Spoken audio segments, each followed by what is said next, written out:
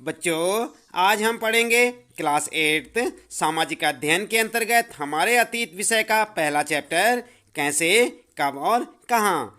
हम आपको बताएंगे इस पाठ से संबंधित प्रश्नों के उत्तर, लेकिन उससे पहले आइए देख लेते हैं एक झलक इस पाठ की, ताकि आपको पाठ अच्छे से समझ आ जाए।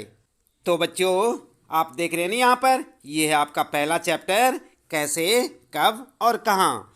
तो आप इस पाठ को अच्छे से एक बार देख लें, ताकि आपको समझ आ जाए कि इस पाठ में क्या कुछ बताया गया है। आप चाहें तो अपनी पाठ्य पुस्तक से इस पाठ को पढ़ें, और चाहे यहाँ पर से वीडियो को रोक रोक कर आप इस पाठ को पढ़ सकते हैं, ताकि आपको किसी प्रकार का कोई कन्फ्यूजन ना रह जाए, आप इसे अच्छे से समझ पाएँ, और आपको जो यहाँ पर प्रश्नों के उत्तर बताए जाएंगे उन्हें भी आप अच्छे से समझ सकें। तो देख रहे हैं ना आप, यहाँ पर यह है आपका पहला चैप्टर। इसे आप गौर से देखें, ध्यानपूर्वक देखें बच्चों, ताकि आपको अच्छे से समझ आ जाए।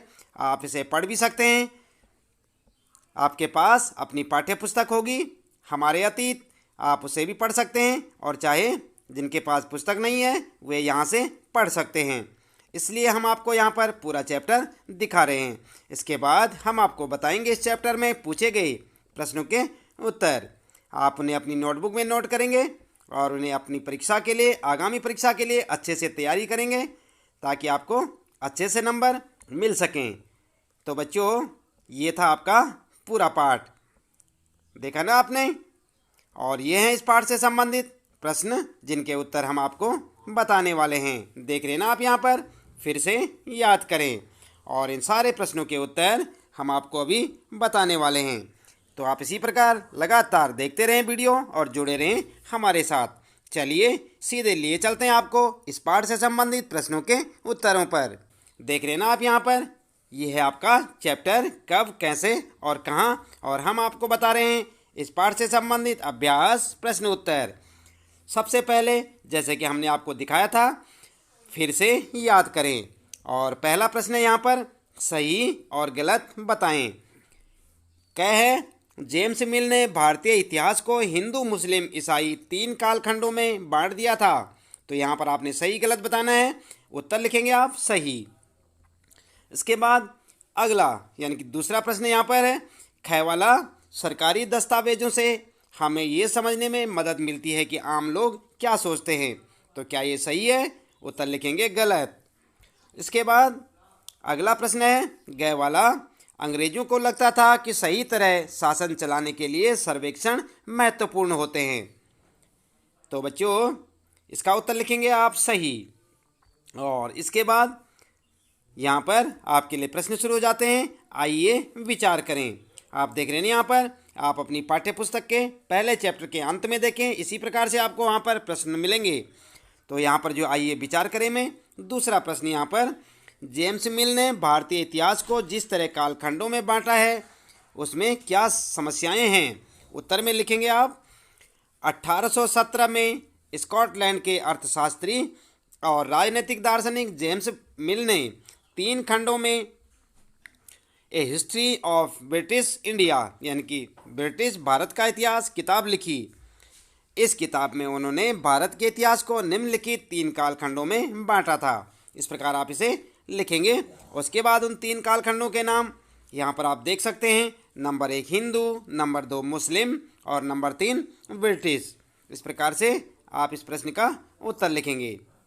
देख रहे हैं ना आप, यहाँ पर यह है प्रश्न और यह है उसका पूरा उत्तर।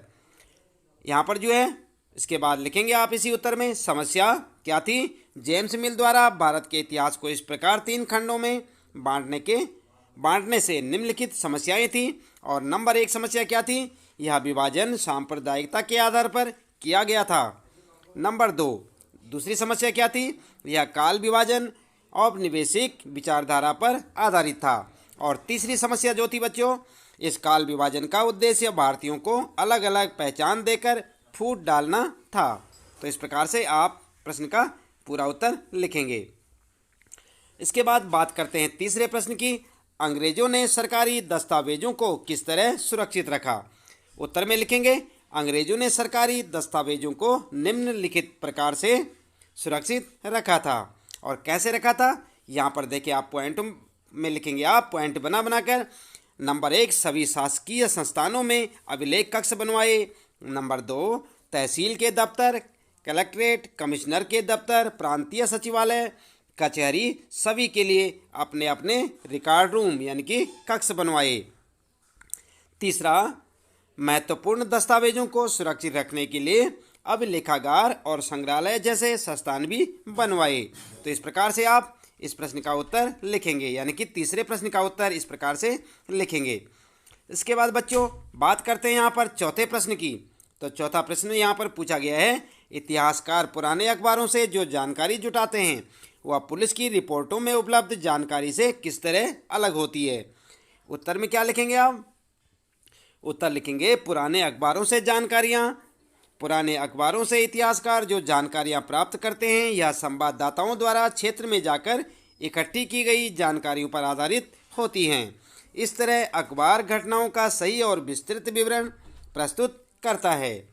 पुलिस रिपोर्ट के पक्षतापूर्ण होने की संभावना होती है, क्योंकि पुलिस रिपोर्ट सरकार की सोच, वरिष्ठ अधिकारियों के दबाव तथा जांच अधिकारी के व्यक्तित्व पर निर्भर होती है।